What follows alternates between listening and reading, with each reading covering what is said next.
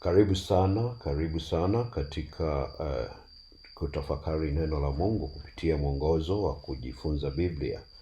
Ni somo la 4 ambalo linatoka katika mwongozo wenye kichwa kisemacho kukua katika uhusiano na Mungu.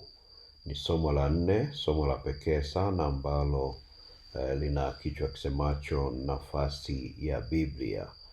The role of the Bible. The role of the Bible, nafasi ya Biblia. Na hivyo ni kukaribisha kipekee sana tunapokwenda kutafakari neno hili. Mungu akawe kiongozi na mwalimu wetu. Tuombe. Baba Mungu, asante, tunahitaji kusikiliza sauti yako.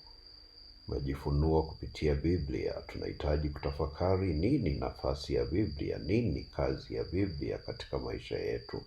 Tunaomba uwe nasi sasa katika jina la Yesu Kristo. Amina.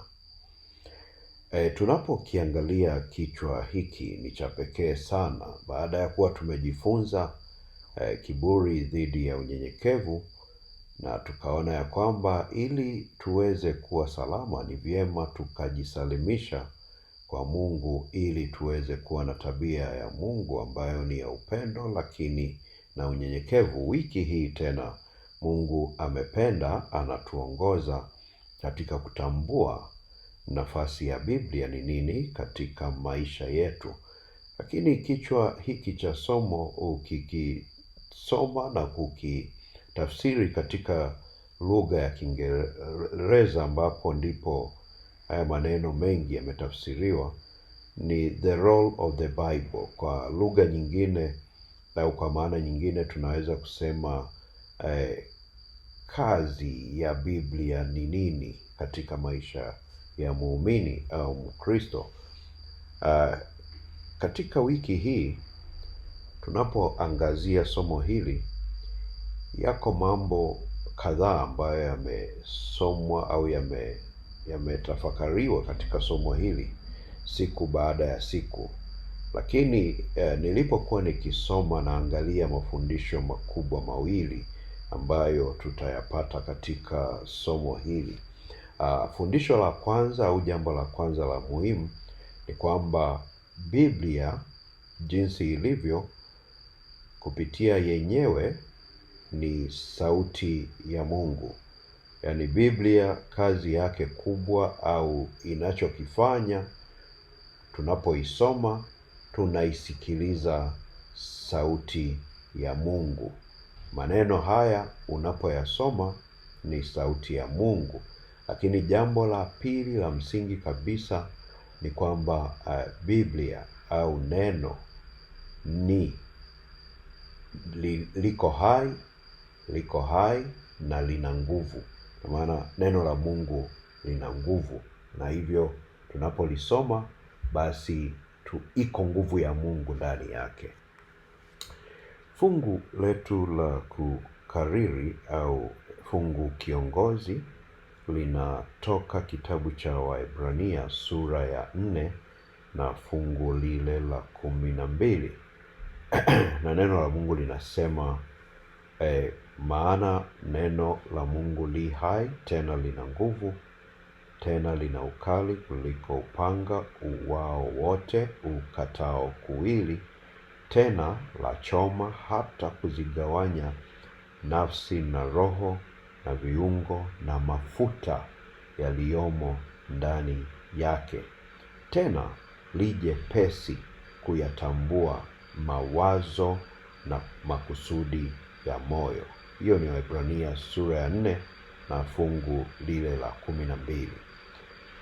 Tambua ya kwamba neno la Mungu liko hai. Na tunapo yatafakari maneno haya ya kitabu hiki cha Waebrania sura ya 4, yana maana kubwa sana katika maisha yetu. Maana ya haya maneno, neno kwa neno katika fungu hili, inaposema neno li hai, haimaanishi tu ya kwamba ili neno yani neno ni picha au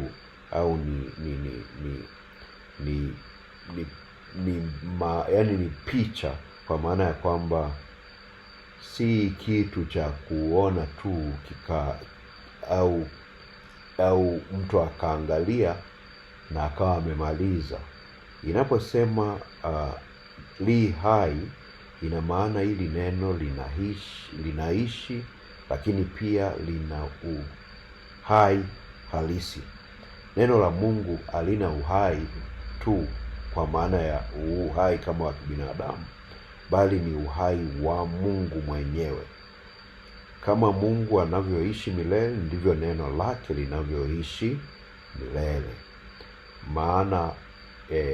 Kwa maana ya kwamba tunaposema neno la Mungu, inamaanisha Mungu mwenyewe, inamaanisha Biblia, inamaanisha sauti yake. Lakini maana nyingine tunayoipata katika mafungu haya, yanaposema lina nguvu.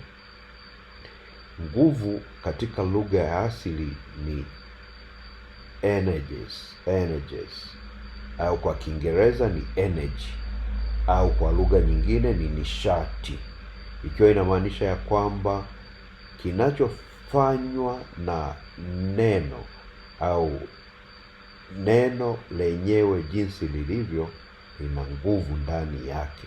Neno la Mungu sio historia tu ya kubuni, bali linafanya kazi sasa hivi katika moyo wako, katika moyo wangu.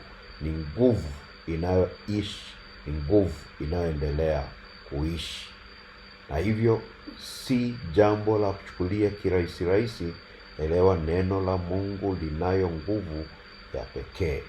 Unaposoma fungu la Isaya 55 fungu la 11, neno la Mungu linasema ya kwamba neno linalotoka katika kinywa chake, kwamba ndivyo litakavyokuwa neno langu litokalo katika kinywa changu, halitanirudia bure, bali litatimiza mapenzi yangu, nalo litafanikiwa katika mambo yale niliyolituma. Kwa hiyo tunaposikiliza neno la Mungu, elewa linafanya kile ambacho Mungu amekikusudia. Neno la Mungu li hai, neno la Mungu lina nguvu. Jambo la tatu, anasema ni kali zaidi. Tunaposema ni kali, inamaanisha ya kwamba kwa muktadha wa Paulo anapokuwa akiandika kitabu cha Waebrania, anaposema neno ni kali, anachukua lugha ya picha ya kwamba kama neno li hai, lina nguvu, lakini ni kali. Unaposema ni kali, ni daraja la ulinganisho ya kwamba lina uwezo wa kukata, lina uwezo wa kupasua. Na kwa muktadha wa nyakati zile, silaha ambayo iliaminika sana kufanya kazi ilikuwa ni upanga, na hivyo anaposema ilikuwa ni silaha kali zaidi iliyoweza kuleta madhara, na si upanga tu, lakini ni upanga uliokuwa unaweza ukakata sehemu zote mbili, juu na chini. Kwa hiyo anajaribu kulinganisha uwezo na nguvu zilizomo katika neno. Lakini jambo jingine anasema neno hili linaweza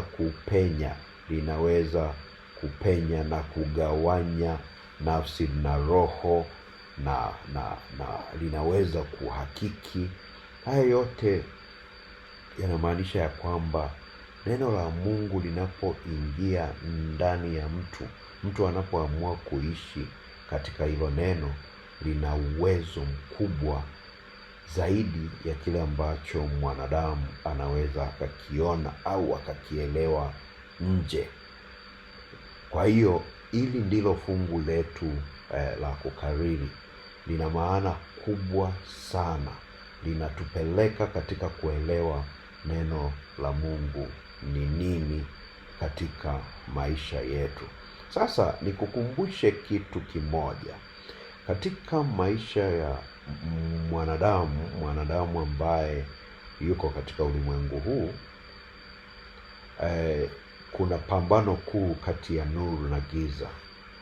Hivyo wakati wowote unapohitaji kusoma neno la Mungu, utapata hiyo hamu, utapata msukumo mpaka umeruhusu Roho wa Mungu mwenyewe akuongoze na kukusogeza katika kuisikiliza sauti ya Mungu. Wakorintho sura ya 2 fungu la 14, Wakorintho wa kwanza, neno la Mungu linasema, basi mwanadamu wa tabia ya asili hayapokei mambo ya Roho wa Mungu, maana yake kwake huyo ni upuuzi, wala hawezi kuyafahamu kwa kuwa yatambulikana kwa jinsi ya rohoni.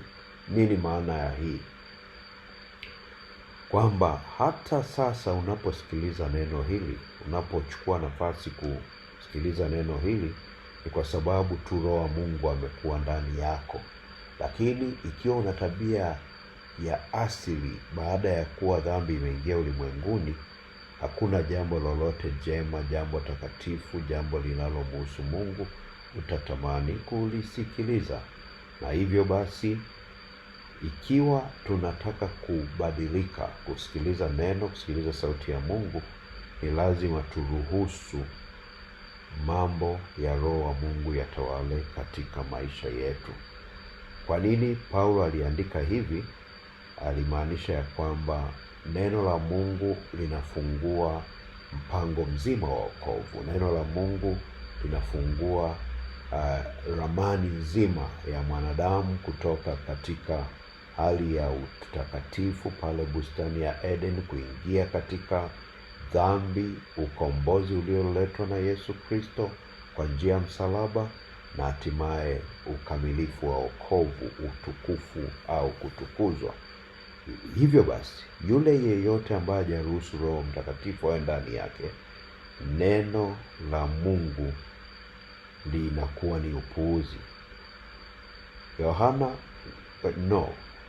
Wakorintho wa kwanza 1:18, neno la Mungu linasema, kwa sababu neno msalaba kwao wanaopotea ni upuuzi, bali kwetu sisi tunaookolewa ni nguvu ya Mungu. Kumbuka, neno msalaba tunalipata katika neno la Mungu, tunalipata katika Biblia. Kwa hiyo, kama hatumtii Mungu, kama hatusikilizi sauti ya Mungu, neno msalaba, wokovu wa mwanadamu kupitia msalaba, unaonekana ni upuuzi. Kwa maana gani? Msalaba ni kioo kinachofunua mioyo ya watu. Msalaba ni njia inayompeleka mwanadamu katika kuokolewa.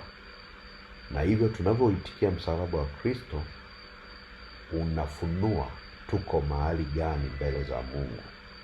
Lakini wale ambao wanaokolewa, tunauthamini msalaba kwa sababu ndani yake ni nguvu ya Mungu.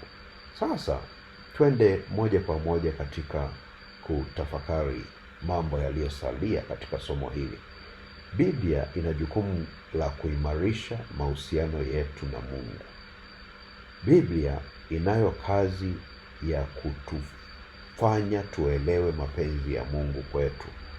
Biblia si kitabu cha kawaida, ni sauti ya Mungu inayosema kwetu leo. Kwa nini Biblia ni ya muhimu kwetu? Ni ya muhimu kwetu kwa sababu ya kwamba kupitia hiyo tunatambua hali yetu. Neno la Mungu li hai. Neno la Mungu linafanya kazi kila wakati. Neno la Mungu lina nguvu. Lina nguvu kwa sababu lina uwezo wa kubadilisha. Neno la Mungu linafanya kazi siku zote za maisha yetu. Jambo la kwanza ambalo tumesema linahusiana na somo hili si jingine bali ni kwamba Biblia, neno la Mungu, kupitia hilo tunaisikiliza sauti ya Mungu. Kitabu cha Timotheo wa pili sura ya 3 na fungu la 16. Neno la Mungu linasema, kila andiko lenye pumzi ya Mungu lafaa kwa mafundisho na kwa kuwaonya watu makosa yao na kwa kuwaongoza na kwa kuwaadibisha katika haki. Hilo ni neno la Mungu. Ikiwa inamaanisha ya kwamba Biblia tunavyoiona, neno la Mungu kama lilivyo, linayo nguvu ya Mungu ndani yake.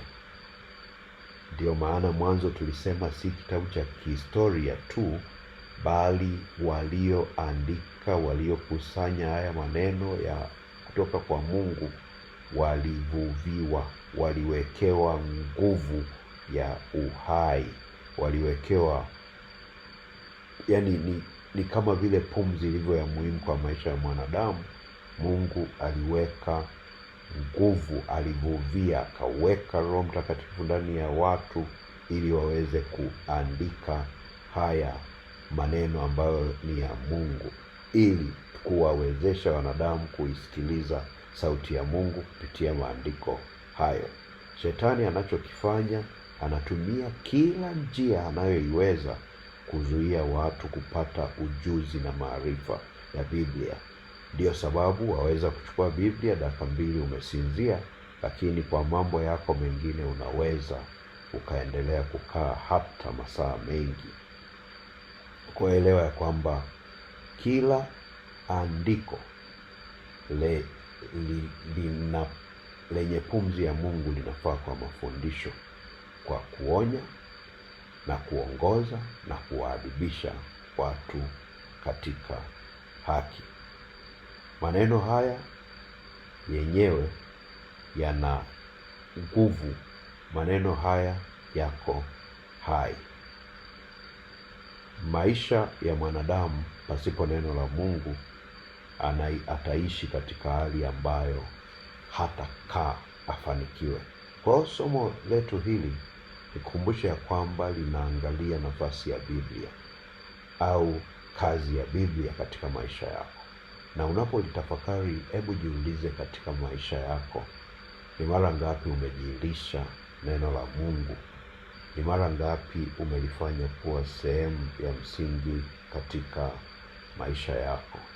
Masaa 24 unayopewa na Mungu, ni mara ngapi au ni masaa mangapi, ni muda gani unaotumia katika kusoma neno la Mungu? Na ikiwa haupati nafasi ya kujilisha, elewa hata imani yako ndiyo sababu imeendelea kudumaa. Haukui, umeridhika, nimeridhika kukaa kanisani, kuonekana katika vitabu vya kanisa, lakini hakuna ukuaji wowote kiroho.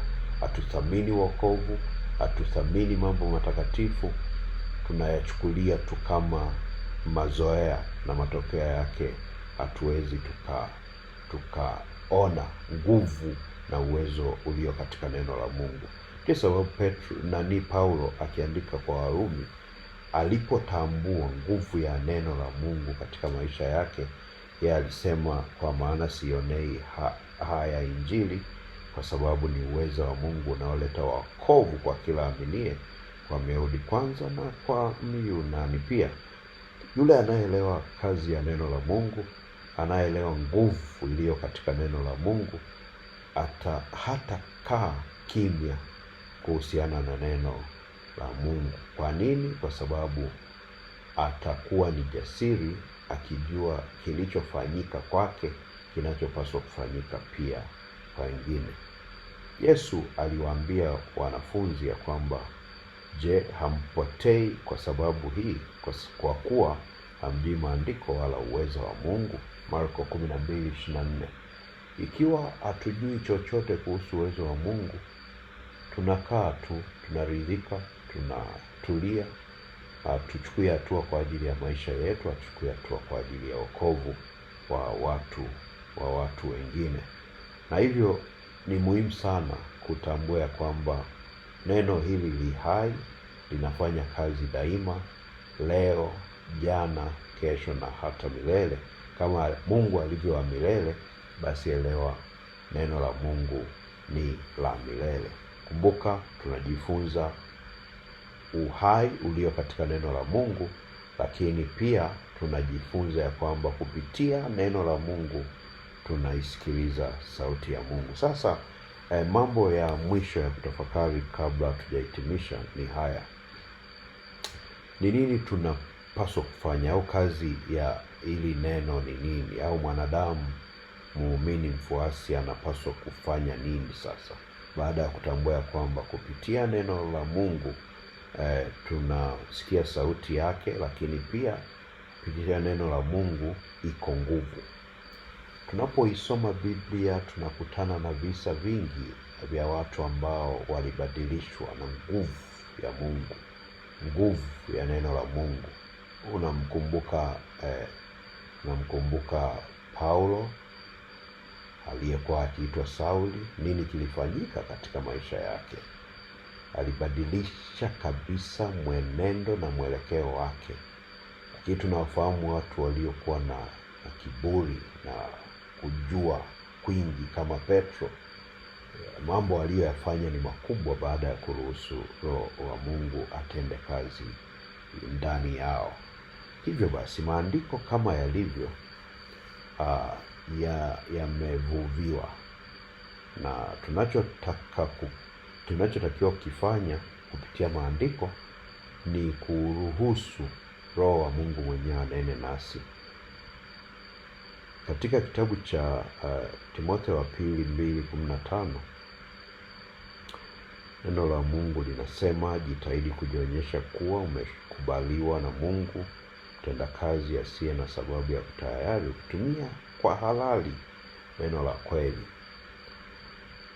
Maneno haya yanamaanisha ya kwamba tunapokuwa ndani ya neno, tunaporuhusu sauti ya Mungu isikike katika masikio yetu na kutenda katika maisha yetu, tutatumia neno la Mungu kwa uhalali mahali popote linapotakiwa, kwa sababu neno la Mungu limeahidi kwamba haliendi bure. Mungu anasema neno lake haliendi bure, lazima litimize kusudi lake. Kwa hiyo utakapoishi katika neno, utaruhusu litende katika maisha yako na kwa wale wanaokuzunguka. Lakini jambo jingine ni kwamba ukweli unapokuwa katika maisha yetu una nguvu, una uzito. Petro wa pili 1:16 na 19 neno la Mungu linasema, maana hatukufuata hadithi zilizotungwa kwa werevu tulipowajulisha ninyi nguvu zake Bwana wetu Yesu Kristo na kuja kwake, bali tulikuwa tumeuona wenyewe ukuu wake. Maana alipata kwa Mungu Baba heshima na utukufu hapo alipoletewa sauti iliyotoka katika utukufu wa Mungu, huyu ni mwanangu mpendwa wangu ninayependezwa naye. Na sauti hiyo sisi tulisikia ikitoka mbinguni tulipokuwa pamoja naye katika mlima ule mtakatifu. Ndipo 19 anasema, nasi tuna lile neno la unabii lililo imara zaidi, ambalo mkiliangalia kama taa ing'aayo mahali penye giza, mafanya vyema mpaka kutakapopambazuka na nyota ya asubuhi kuzuka mioyoni mwenu. Neno la Mungu linamfunua Mungu. Neno la Mungu linafunua tabia yake. Neno la Mungu linatoa ramani ya wapi tunaelekea. Maandiko matakatifu yameandika wazi kwamba ili maisha yetu yawe salama, tunapaswa tuishi, tusome neno lake. Usalama wetu, kukataa kutenda dhambi, ni mpaka neno liwe sehemu ya maisha yetu. Sauti ya Mungu isikike kila wakati katika maisha yetu. Zaburi 119:11 neno la Mungu linasema, moyoni mwangu nimeliweka neno lako, nisije nikakutenda dhambi. Machafuko unayoyaona, maovu unayoyaona, mwenendo mbaya wa wale wanaoitwa wafuasi wa Mungu, ni kwa sababu hatujaliweka neno ndani ya maisha yetu. Ndio sababu tunadumu katika kutenda dhambi. Hii ni matokeo ya kuishi katika neno la Mungu, ni kwamba mafundisho yanatuongoza kupata kuielewa kweli. Lakini jambo jingine, mafundisho hutuonya makosa tunayotenda. Lakini jambo la tatu, maandiko husahihisha na yana nguvu ya kuleta mabadiliko chanya katika maisha yetu. Na jambo jingine, maandiko hutuongoza kwenye toba na utiifu kwa njia ya Roho Mtakatifu, na humtengeneza mtu kuweza kutenda mambo yaliyo mema. Rafiki, tunapohitimisha somo letu, chukua mambo haya, hata kama utasahau mengine. Elewa neno la Mungu li hai, linatenda, linadumu kutenda, na lengo lake ni kumfunua Mungu. Na hivyo neno la Mungu ni sauti yake. Tunaisikia, tunasikiliza maelekezo, tunasikiliza maonyo, tunasikiliza mwongozo wa namna gani tuishi. Lakini jambo jingine, neno la Mungu lina nguvu. Unaporuhusu liwe sehemu ya maisha yako, hata yanayoonekana magumu mbele za watu, yanayoonekana hayaeleweki mbele za watu, neno la Mungu linapenya. Kama ni kupenya katika mwili, linapenya katika nyama, katika mifupa, katika mishipa midogo midogo, katika mfupa, mpaka ndani katikati kabisa, ikiwa ni kielelezo ya kwamba nguvu iliyomo katika neno hakuna akili inaweza kuelewa. Lakini nguvu iliyo katika neno inaweza kufanya mambo makubwa ambayo mwanadamu hawezi kuyaelewa. Mwisho kabisa, ni jambo moja kuichukulia Biblia kama kitabu cha mafundisho mazuri ya maadili.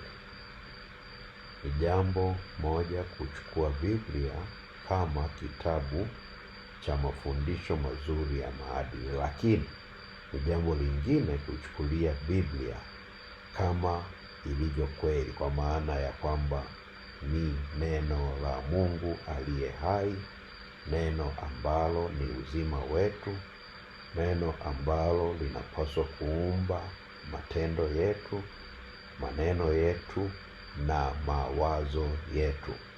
Lakini kuishikilia au kulifuata neno la Mungu kama kitu kidogo au kitu cha kawaida au hadithi tu za kutungwa, inamaanisha ni kukataa neno la Mungu, kumkataa Mungu, kutokuwa tayari kufanya mapenzi yake.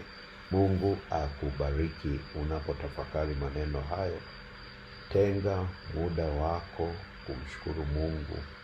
Tenga muda wako kusikiliza sauti ya Mungu kupitia usomaji wa Biblia, na usisome kama gazeti, usisome kama hadithi, bali usome kwa kukaribisha kwanza Roho Mtakatifu. Nisisitize hili, Biblia haisomwi kama vitabu vingine, bali Biblia inasomwa kwa kuruhusu Roho Mtakatifu atawale maisha. Muombe Mungu akupe nafasi ya kusikiliza sauti yake. Mungu anazungumza nasi kupitia maandiko matakatifu. Ukaidi wetu, kung'ang'ania tabia ya asili ya kutokufuata mapenzi ya Mungu, ndiko kunafanya tuwe na muda mdogo. Ibada zimepewa nafasi ndogo sana. Ibada zimefanyika kama utamaduni. Mijadala ya kujifunza Biblia imefanywa tu kama karatiba ka kiutamaduni. Lakini Roho wa Mungu haitwi kwa dhati katika au miongoni mwa waumini.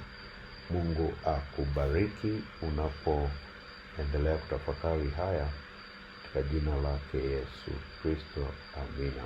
Tuombe. Baba Mungu, asante kwa kuwa nasi. Tubariki, tusaidie, tutende yaliyo mapenzi yako, kwa kusoma neno lako, kwa kusikiliza sauti yako. Fanye badiliko katika maisha yetu. katika jina lake Yesu Kristo, amen.